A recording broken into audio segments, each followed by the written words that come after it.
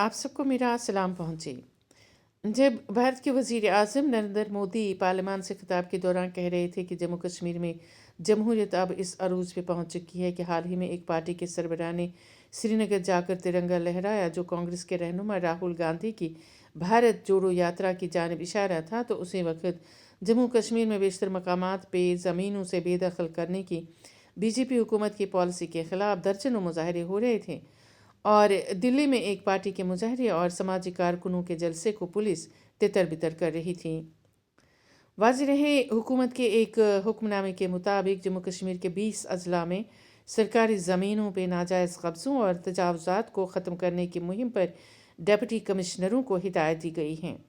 Bulldozer से घरों को मुनहदम करने के ख़िलाफ़ पहले जम्मू में फिर कश्मीर में अवामी मुजाहरे शुरू हो गए, जो आज भी जारी हैं और मीडिया का तवज्जो बन चुके हैं।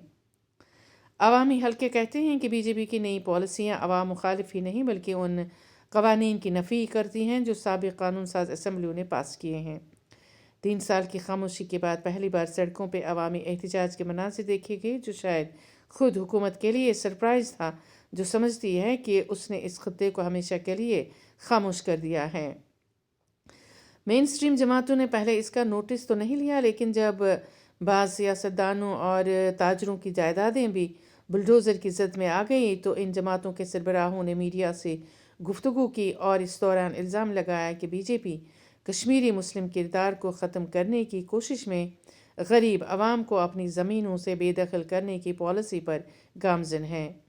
पीडीपी ने यहाँ तक कह दिया कि बीजेपी कश्मीर को अफ़गानिस्तान या फ़लस्तीन बनाना चाहती है, लेकिन बीजेपी कहती है कि वो सिर्फ अशराफिया के ख़िलाफ़ कार्रवाई कर रही है जिसने नाजायज़ तौर पे सरकारी ज़मीनों पे कब्ज़ा किया है।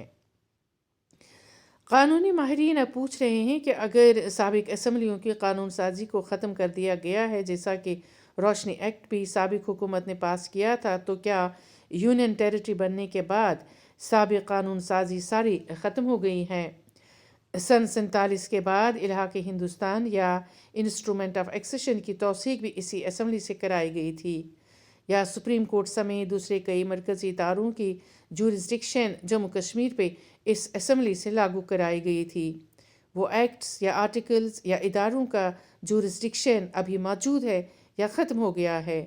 कानूनी माहिरीन इन सवालात को उठा रहे हैं।